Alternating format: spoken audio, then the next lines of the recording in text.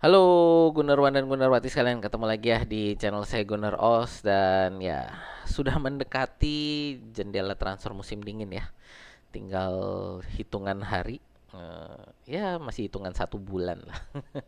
Kita akan ketemu lagi dengan kegilaan jendela transfer ya. Dan sekarang juga sudah mulai terasa lah gosip-gosip yang mulai santer terdengar. Dan ini adalah salah satu pemain ya yang saya cukup tertarik ya tentang perkembangan pemain ini. Dan saya berharap bisa datang ke Arsenal gitu ya. Untuk teman-teman yang sudah lihat thumbnailnya tentu tahu kita akan ngomong tentang Arda Güler ya.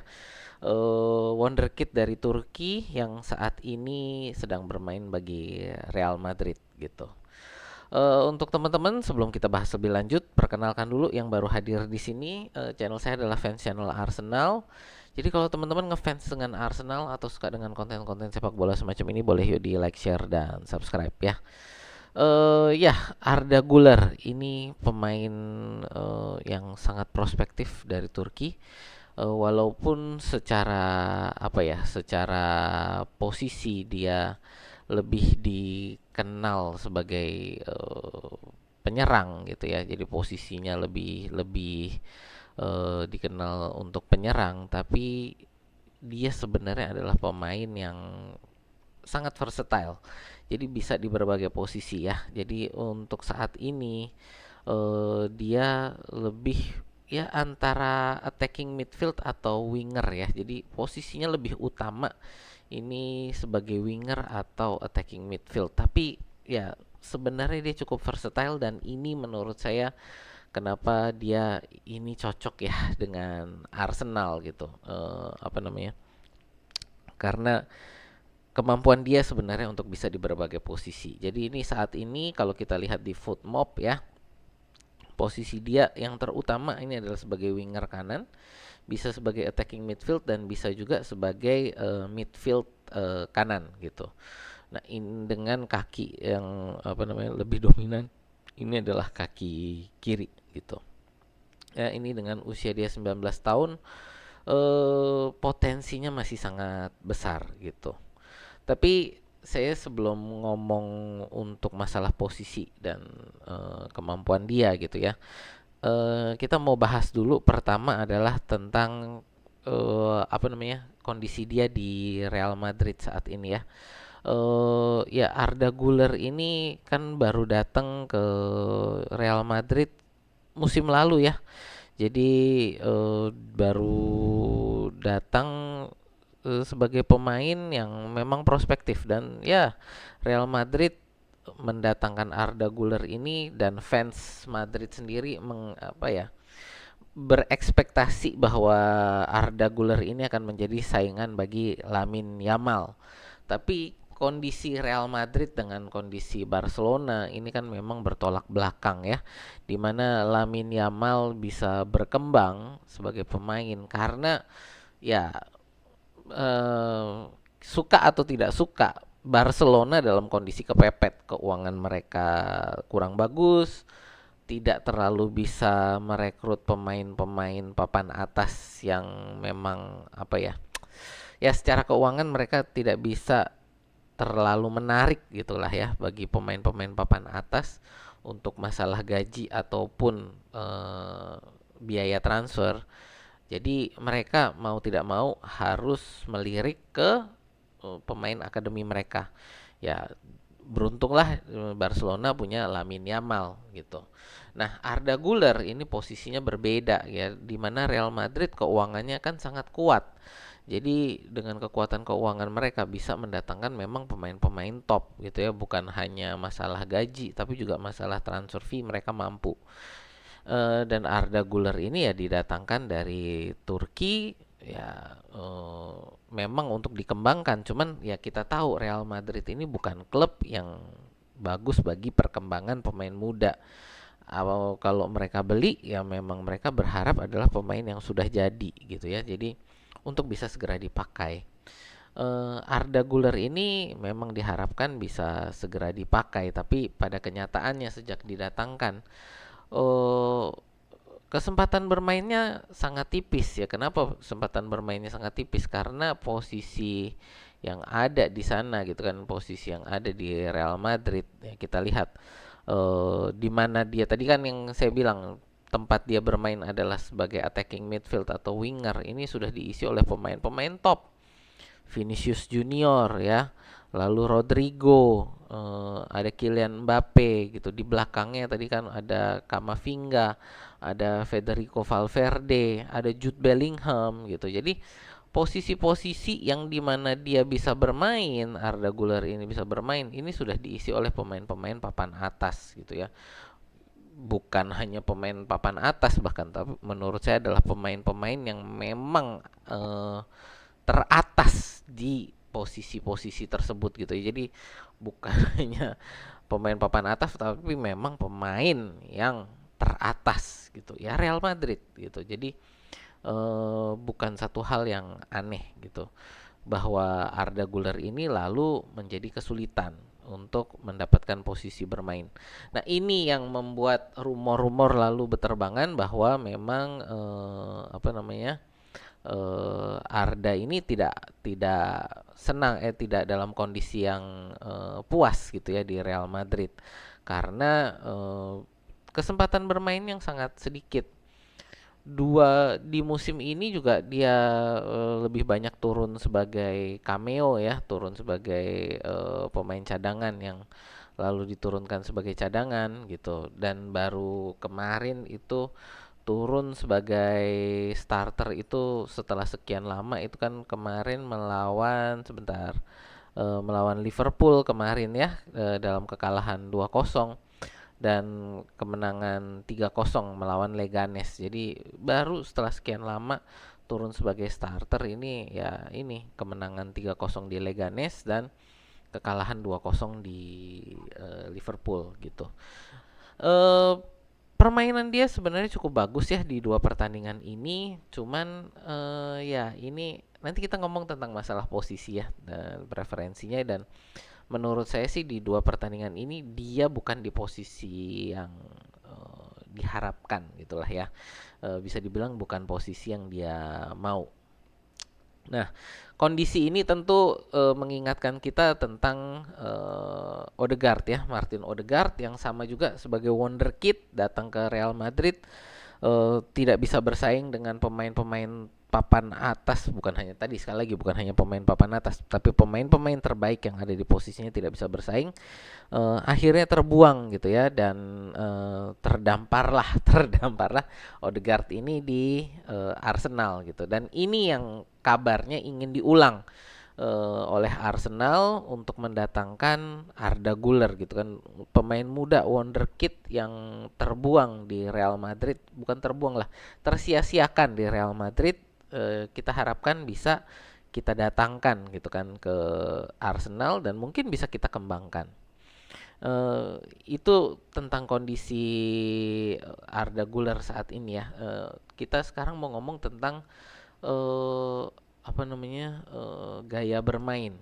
Kalau kita ngomong gaya bermain ini ya, kalau kita baca, dia ini adalah seorang playmaker ya, yang sekali lagi ini sangat pandai dalam membaca posisi dan apa ya, posisi lawan, lalu juga pergerakan tanpa bola gitu kan. Sangat dikenal untuk bisa mengatasi situasi-situasi yang sulit dalam posisi-posisi yang sempit, dan pengambilan keputusan yang sangat bagus untuk bisa membantu timnya untuk apa namanya, lolos dari pressure gitu ya. Ya, sepak bola sekarang kan ini pressure ini sesuatu yang sangat penting untuk satu tim untuk bisa lolos gitu. Untuk masalah dribblingnya juga punya kemampuan dribbling yang di atas rata-rata, terutama sangat bagus apabila bisa apa ya, melakukan pergerakan ke depan dari tengah gitu. Tengah ini dalam artian midfield ya, dari tengah lapangan. Untuk passing juga di atas rata-rata, sangat dikenal untuk turu pace, apa namanya, umpan terobosannya yang eh, sangat bagus, juga passing apa ya, crossing yang melengkung ya, crossing melengkungnya yang cantik dan sangat presisi gitu. Untuk kemampuan teknisnya, eh dia ini juga ya, ini untuk set piece ya. Oke, precise wide turns while dribbling. Nah, ini juga apa namanya, bisa membawa bola sambil berputar gitu ya, untuk membawa bola sambil membelok gitu kan, pada saat melakukan dribbling gitu. Guler ini punya visi yang sangat bagus dan sangat dikenal untuk menemukan area-area yang dimana dia bisa menerobos. Jadi kalau kita lihat secara singkat, memang Arda Güler ini sangat mirip dengan profilnya Odegaard gitu ya. Jadi dia juga creativity ya, sangat dikenal untuk kreativitasnya, dia menciptakan peluang. Jadi kalau kita lihat secara singkat, Arda Güler ini dengan Martin Odegaard mirip-mirip gitu kan, profilnya gitu. Jadi kalau kita datangkan, apakah nanti akan menjadi Odegaard kedua, bukan hanya dari secara singkat, bukan hanya secara posisi, tapi juga eh, secara gaya bermain gitu ya. Jadi apakah ini nanti menjadi Odegaard gitu lah. Odegaard lagi gitu kan. Apa kita perlu Odegaard lagi gitu kan. Ini juga akan menjadi satu pertanyaan gitu. Eh Setelah ini, jadi untuk gaya bermain saya mau lihat dulu kekurangan dia ya. Jadi ini kekurangan dia ini saat ini adalah dia punya masalah disiplin ya. Masalah disiplin, yang dimana ini sudah sempat dihukum oleh Real Madrid, dimana dia kalau mau dibilang ini party ya. Jadi party pada saat yang diharapkan dia harusnya istirahat, di saat dimana dia diharapkan untuk eh, ya, intinya sebenarnya diharapkan nggak party lah gitu ya, karena dalam kondisi akan ada setelah kalau nggak salah ini setelah bertanding ya, setelah pertandingan di mana dia diharapkan oleh tim untuk beristirahat, tapi dia malah keluar party dan ini lalu dihukum ya, dihukum oleh Real Madrid, walaupun dibantu juga oleh Ancelotti supaya hukumannya tidak terlalu apa ya, tidak terlalu berat gitu. Tapi intinya masalah disiplin ini menurut saya akan menjadi satu kekurangan yang sangat besar. Kenapa menjadi satu kekurangan yang sangat besar? Karena Arteta sendiri ini adalah seorang disiplin apa ya, seorang yang sangat disiplin gitu. Jadi pemain-pemain diharapkan untuk mengikuti apa yang sudah di, di, ditetapkan oleh Arteta sebagai aturan bagi pemain gitu. Berbeda memang untuk di Real Madrid yang mereka isinya pemain-pemain bintang ya. Jadi biasanya disiplin apa ya, penerapan disiplin di sana lebih longgar gitu kan. Jadi bahkan dengan penerapan disiplin yang lebih longgar saja, ini Arda Güler kena kena apa ya, teguran, kena hukuman gitu kan. Apalagi kalau di Arsenal yang menurut saya disiplinnya, penerapannya lebih tinggi. Tapi mungkin untuk pemain muda seperti Güler, dia butuh memang disiplin yang lebih tinggi. Siapa tahu gitu kan. Nah, ini bisa dibilang menurut saya sebagai satu kekurangan, tapi bisa juga dilihat menjadi satu peluang bagi Arteta untuk mungkin bisa membuat dia lebih fokus dalam permainan dia gitu kan, dengan disiplin yang lebih tinggi. Eh, Kekurangan berikutnya menurut saya ini adalah dari segi fisik ya. Kita bisa lihat dari berbagai foto ini di sini ya, badannya Güler ini nggak terlalu besar. Jadi secara fisik dia menurut saya agak kurang. Bisa kita lihat ini ya, kemarin dalam permainan-permainan dia, dalam permainan melawan Liverpool, di mana dia kalah body ya kalau mau dibilang ya, dengan pemain-pemain Liverpool ini. gitu kan. Jadi bisa kita lihat secara secara fisik dia kalah gitu kan, melawan pemain Inggris gitu. Jadi ini ya sesuatu yang juga perlu menjadi perhatian gitu. Nah, sekarang mungkin yang paling seru nih ya, di mana kita akan meletakkan Guler di Arsenal. Kalau kita datangin Guler, kita mau taruh dia di mana gitu kan? Oke, ini saya perbesar dulu sebentar. Oke ya, jadi kalau kita datengin Guler, kita mau taruh dia di mana gitu. Oke ya, yang pasti posisi dia saat ini, tadi saya bilang dia punya perbedaan dengan Odegaard ya, di mana dia sebenarnya lebih pada posisi penyerang. Jadi posisi dia sebenarnya eh, lebih di winger kanan. Jadi kalau kita lihat di Arsenal, posisi yang dia paling cocok sebenarnya adalah posisi di sini, mengambil posisinya Saka. Tapi kita tahu lah di Arsenal winger kanan ini udah punyanya Saka gitu kan. Jadi saya rasa Arsenal tidak akan mengorbankan Saka hanya untuk mendatangkan Arda Güler gitu. Jadi di sini dia posisinya sebenarnya bukan midfield seperti Odegaard gitu kan. Walaupun dia juga sebagai playmaker tapi posisinya lebih seperti winger. Dan ini yang ingin dicoba, bukan dicoba ya, ingin dilatih oleh Ancelotti adalah untuk Guler ini ada di posisinya Odegaard, tapi di Real Madrid sendiri di sini kan sudah diisi oleh Valverde posisinya Odegaard ini ya. Jadi posisi midfield ini sudah diisi oleh Valverde. Jadi kesulitan juga untuk Guler untuk mengisi posisi ini karena sudah ada pemain top lain lagi juga di sini gitu kan, Federico Valverde.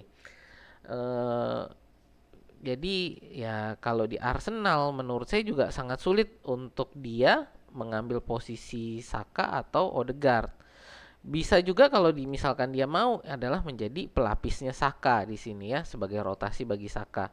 Kalau jadi rotasinya Odegaard menurut saya sangat sulit ya. Kenapa? Karena di situ juga ada sebentar.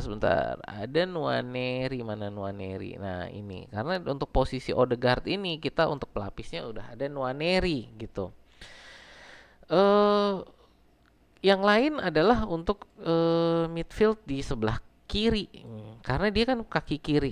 Arteta juga suka memakai pemain kaki kiri ini untuk bermain di sisi sebelah kiri. Nah, untuk di sebelah kiri ini menurut saya juga sangat sulit. Kenapa? Karena di sini sudah ada Mikel Merino dan bentar mana Declan Rice. Declan Rice. Nah, ini ya. Jadi di posisi sebelah sini ini udah ada Mikel Merino dan Declan Rice. Tapi bisa juga dia mengisi di posisi midfield kiri ini. Kenapa? Karena musim depan ini Thomas Partey belum tentu masih di sini. Jorginho juga kemungkinan besar sudah selesai kontraknya. Jadi bisa jadi untuk di posisi ini diisi oleh Merino dan Declan Rice. Lalu Arteta mencari jadi Declan Rice dan Merino dipindah ke tengah sini ya sebagai defensive midfield. Lalu posisi midfield kiri ini diisi oleh Arda Güler, bisa gitu kan ya. Atau kita memang mencari pemain di posisi ini, bisa juga. Posisi lain yang menurut saya bisa dia lakukan dan mungkin lebih cocok bagi dia adalah sebagai winger kiri. Di mana posisi Martinelli di sini kan kita ada Martinelli dan Trossard ya. Jadi di posisi winger kiri ini kita punya Martinelli dan Trossard yang menurut saya masih amat sangat bisa direbut ya. Kenapa? Menurut saya Arteta juga masih belum set untuk di sebelah kiri, walaupun dia lebih senang dengan Martinelli, tapi menurut saya pribadi saya melihat bahwa Arteta ini untuk sebelah kiri masih cari-cari ya. Jadi untuk winger sebelah kiri ini masih cari-cari siapa yang bisa upgrade lebih bagus gitu. Ya, Trossard di sini menurut saya adalah sebagai super sub yang sangat bagus, tapi untuk sebagai starter menurut saya ini Arteta masih mencari pemain yang bisa eh memang di sebagai winger kiri ini pemain yang bisa menjadi starter gitu kan.